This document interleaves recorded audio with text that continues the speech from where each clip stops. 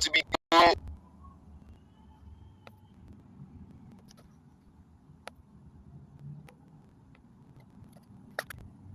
Like, a little bit of talk about what you been talk about how you know what I'm saying. Most people don't really give a fuck about how you feel.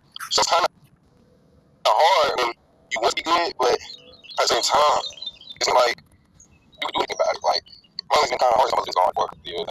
My mother this past, it's kind of hard. And then the same point, like in like the same odors or the same gimmicks and shit like that. It was really like life is here and life could be taken. And now that person that actually loved you in your life is gone. It's like nobody's really there.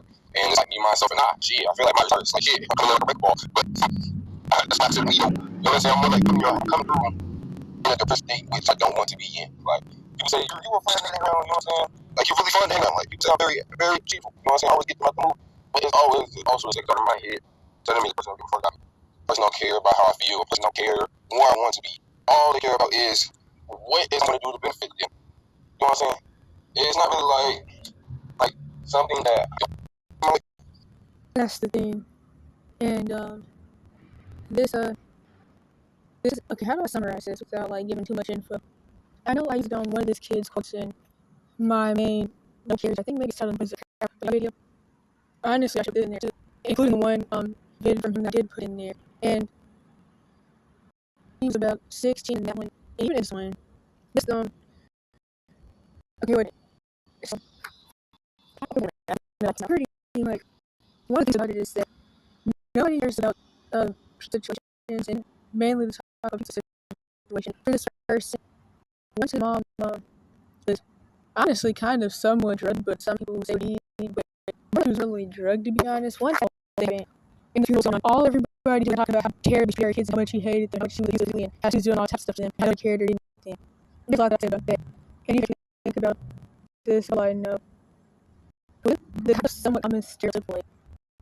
She lived in a trailer, it was a couple, to be honest, and her mom did. Of course, she went to a typical kind of distance. And something that people get with that, especially because as much as people want to throw around this, you burn your bridges thing to people when they get stuck like visibly homeless and stuff, getting homeless being thrown from like their grandma to their dad to their dad's girlfriends or mom, their friends' houses or whatever. Once people become visibly homeless as a kid and then they get stuck, that's people throwing the whole some people anyways, you burn your bridges thing. People never have a bridge in the first place. Like most homeless people, like and most street kids, or foster kids anyways, and you become homeless as a kid, then you just get stuck. That's really how it goes. It's a family issue, not a money issue or any of the other stuff. But anyway, to get to the point. The point I'm getting at is that something that you'll commonly see with these people is that the only person that the quote unquote had to convince himself loved them was their main abuser. Like for the girl, her first dad had disappeared, and then she found out after mom passed he was actually married with new kids, and then her mom's husband or ex-husband type thing was supposed to be her stepdad at one point, but he disowned her before she was 10, before he left. And then he was nice enough to like take her after her mom passed, she had nowhere else to go. But it was still, he was still neglectful, and doesn't care, which makes sense because when she was with her mom, they were really homeless anyway. It's also really common, especially since it's just really hard to like get things together, figure things out. And then she was on Fent, which is really popular. They're really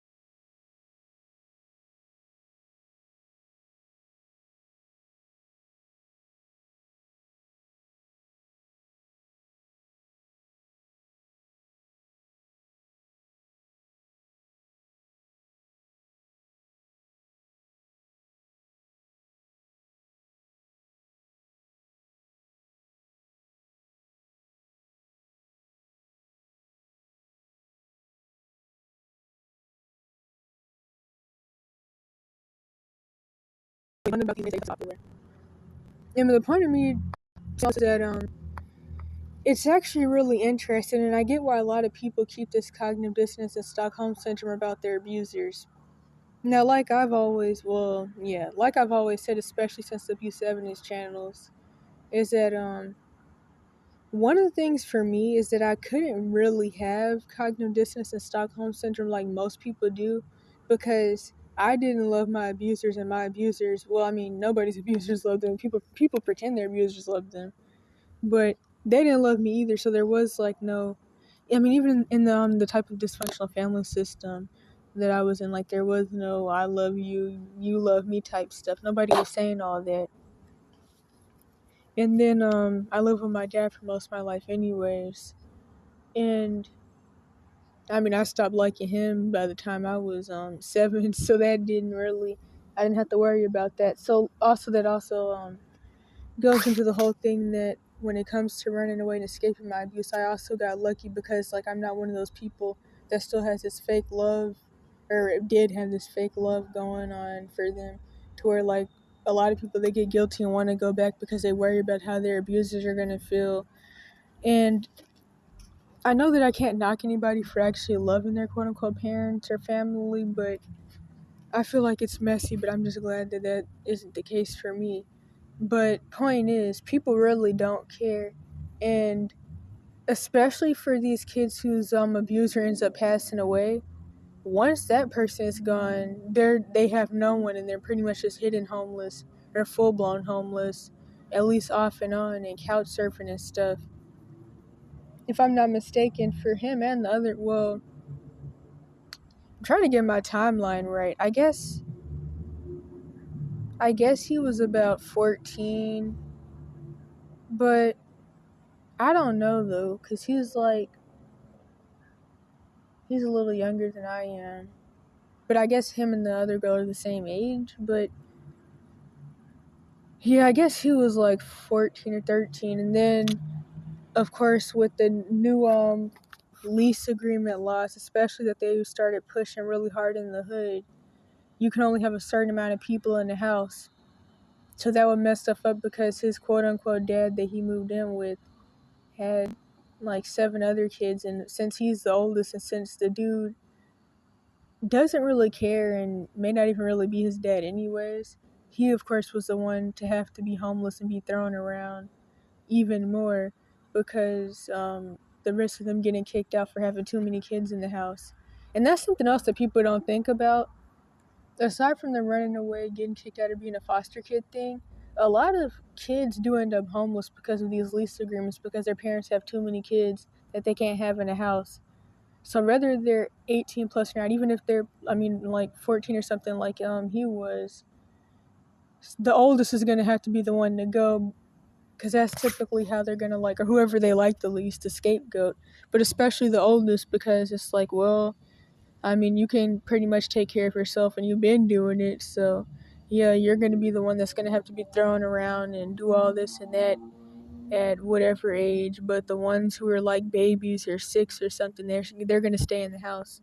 And people don't think about that because people don't care. So when they see you sitting on the side of the road or whatever, you're just going to be the quote unquote lazy bum or whatever. But yeah, anywho, I'm trying to think about what else to say with that.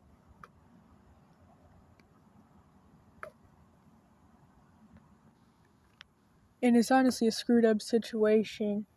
Because, like, for boys, especially, of course, melanated boys, these are the types that are going to get labeled off as ADHD by the school system if their parents will let them, which most will because they're abusive and they don't care anyways. Luckily, he was able to avoid that whole drugging thing, though, which I'm glad he was, because his situation is already bad enough. I'm trying to think about what else to say with that. Crap. Hold up. Oh, yeah, so another thing. This is the same boy that I used to mention a lot since the evidence channels, that when he was 12 years old or younger, he was somewhere from 10 to 12, he would always tell me, heaven and hell isn't real, heaven isn't real, life is hell, and the point of life is to get out of here, which is getting out of hell. And he always looked way older than he actually was. which is one of the things about early puberty too. Dude, abuse and stuff is that you look older when you're young, but then you're probably going to be short because like your growth caps, they close early. So then by a certain age, that's just how you look. But when you're like 10 and you look like 15, then yeah, you look older, but then you just stay looking like that. Hopefully this is making sense. So anywho, point is, due to the abuse, um, he did the typical fighting all the time stuff and always being ready to defend himself. My mom would be like, that's that boy that's always beating on little kids. As if she even has the right to be talking about anybody, especially when it comes to somebody beating on somebody. Although she was more manipulative than really in the fighting, but still. But actually, he just looked way older than he actually was and was way bigger than other people his age. Like, just, uh, I guess, more muscle and stuff. But then the grown people, of course, would always talk junk about him and other people that looked older and say that's what happens when you start having sex young. But honestly, people have precocious puberty not just because of food, but because of physical abuse and SA. And then, of course, you fall into sexual addiction somewhere from age 5 to 8 due to your emotional neglect and your physical abuse and your SA and early sexual exposure and your parents sitting you down in front of corn and all that typical stuff that they love to do. And I'm trying to think about what else to say with that. Oh yeah, point is, so he's somebody that was labeled off as depressed from a young age, which certain people are just born realists. They're born awake. The more awake you are to the bull crap, the worse it's gonna be. Especially because those types of people are also typically gonna be in some abuse situation and going through some stuff that's gonna make them see things and see the world and human beings for what they are from a really young age before they're even 10.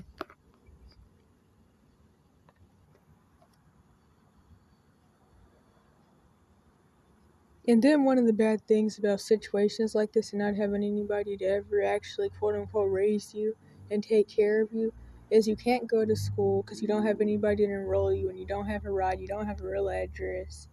So you can't get a school bus to come pick you up and you can't get your vital records to try to enroll yourself, which can cause its own risk and issues because then somebody may want to play the fake hero game and call CPS, which will just cause a whole bunch of issues and get you in trouble, and they're not going to help you. And I'm trying to think about what else to say. Like, he wanted to go to school, but he couldn't because he had a lot of stuff going on. A lot of boys, especially, and really even girls, especially SA girls, the ones that are typically going to get the bipolar label. Guys, okay, wait a minute. Since bipolar is a sexist label, guys are only typically going to get labeled with that if they come off as effeminate to like these quote unquote fake doctors type people, but these psychiatrists, but generally they're going to get the ADHD label because it's a sexist label and a racial label. And generally, what people call being ghetto is also what psychiatry labels off as being bipolar when they don't call it schizophrenia, which are both bullcrap labels. And you're never going to meet anybody that actually has the real symptoms of bipolar, but that's another story. Anywho, so um, you can't go to school because you don't have an address because of leasing issues and just stuff with your living situation. You move around too much. You want to get a job, but you can't because ageism and the fact that you don't really have a way to get there, which can be worse depending on your public transportation situation. But to even get on public transportation, you need money. Some places like students ride free, but that's there's a lot of wishy-washy stuff with that. And so, yeah, that often isn't an option for people, even when it should be, and even when they actually have a school ID. But you have to have a school ID too, so there's that. And honestly, my whole life I've always had people tell me, especially one specific situation that comes to mind from, this was honestly some years ago, quote unquote, you need to go to therapy for your abuse issues, because people want you to just shut up and sit back and not act like you don't see the things going on around you that you see and the people dying. Because the thing is, I'm not that I want to be, but I'm still here. Like a lot of people I knew in these situations, Like there's a lot of survivors. Is this a grasshopper? I think I was saying, oh yeah, like I've already mentioned before that I have survivor's guilt. Oh yeah, I forgot to say he also used to tell me that God isn't real. That reminds me of something else I could actually go into right quick, since I forgot that part.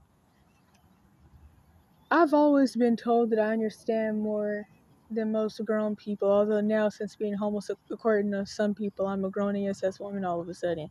But anywho, I've always been told that I understand more than most grown people. But it does seem like even with all the things that I did understand and know, still a lot of people stop believing in a lot of stuff a lot younger, and a lot of people accept a lot of things a lot younger. Like the people who I don't regret making the abuse evidence videos. I still look back on them because they just remind me of how far I fought to get where I am now, and how I don't know, I should keep trying to figure something out at least for 2 more weeks, if anything, to fix my life, possibly. But like a lot of people accept it a lot younger, that nobody cares and to just shut up about whatever you have going on, because for one, as I've been saying since the abuse evidence channels and before, everybody already knows what you have going on, and depending on your environment, half everybody around you has the same thing or similar going on, which also makes me think about another thing, which is that also in these hood environments, there's just so many curses put on these like complexes by the Rev 29s as well, and also all the generational trauma that's going on there, and all the abuse and domestic violence and stuff. Now I'm just like in the rich areas, honestly, it's like it's just a really dark and depressing feel. Like the way I felt, the way it feels like in the hood, especially like back in NC, it just, it felt like how I felt on the West Coast, but worse. But most people aren't gonna get that anyway, so. People do this shit because they can't feel bad. Learn how to let go. Separate yourself from others. One for thought instance. Females only ones around when you benefit or help them out in their own situations. When it comes to your own situation, only a couple females come out they like to come help you. But if you don't find the right one to help, you need to find the right one to give you the right mental advice. If not, then you better off digging moats.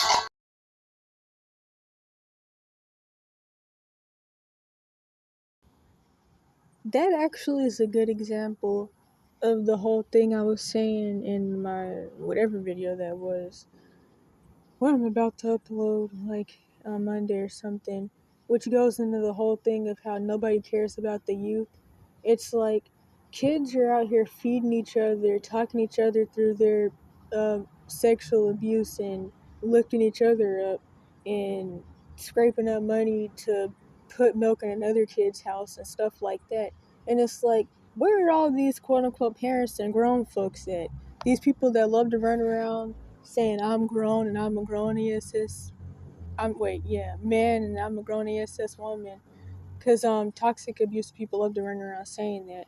But it's like, okay, well, where are these grown men and women for the youth? Like, where are people for their kids? Like, what in the world? That's why it's all just so.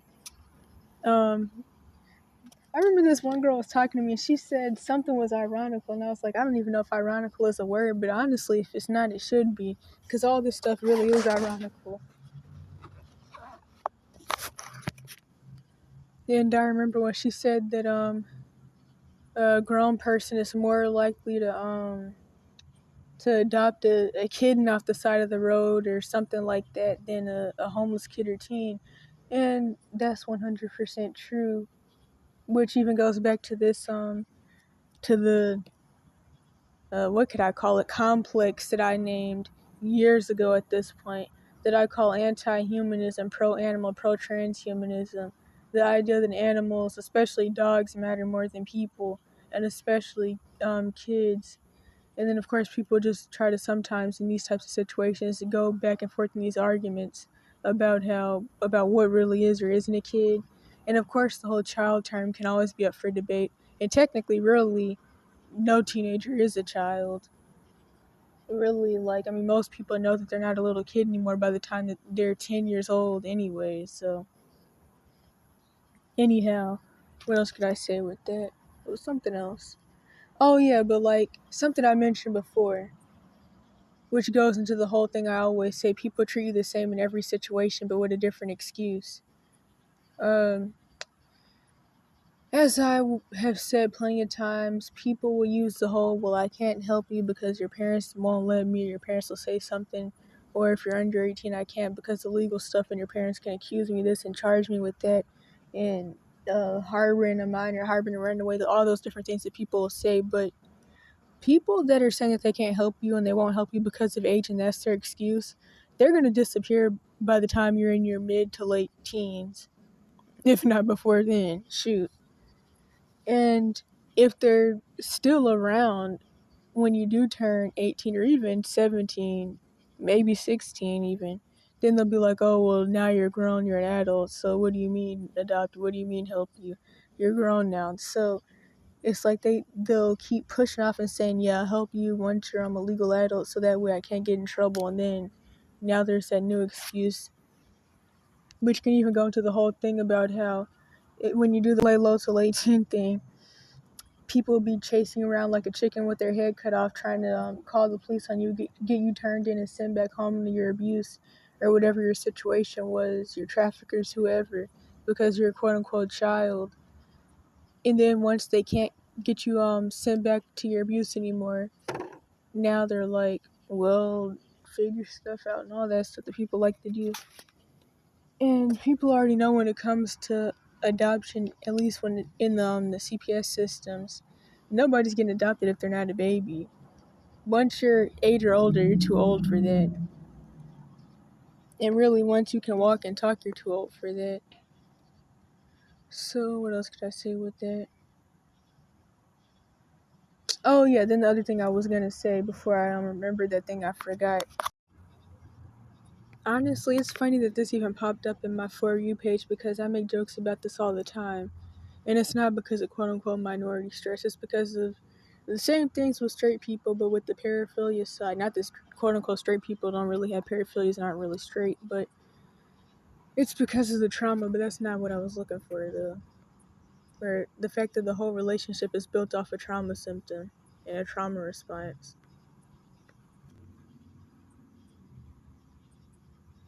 Okay, so wait a minute, so that way I can find it later, because I gotta put it in the description of my other video.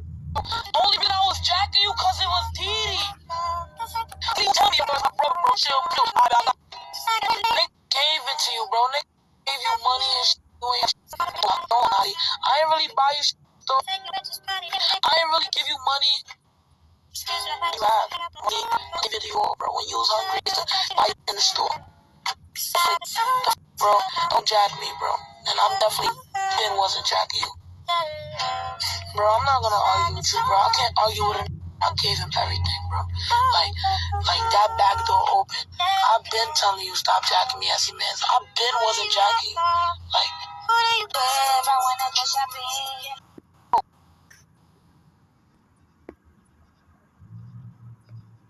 only reason I was that. Okay, yeah, so that's a good example of the whole thing of the youth taking care of themselves, which I mentioned plenty of times before, but I know especially just recently in my real part 1, because I had my pre-part 1 and my part 0 of Did I Become Atheist in 6 months, and I mentioned this whole thing in there, and I mentioned this video somewhere else. I don't think this is the original one I saw, though. I think, like, shoot, I don't even know.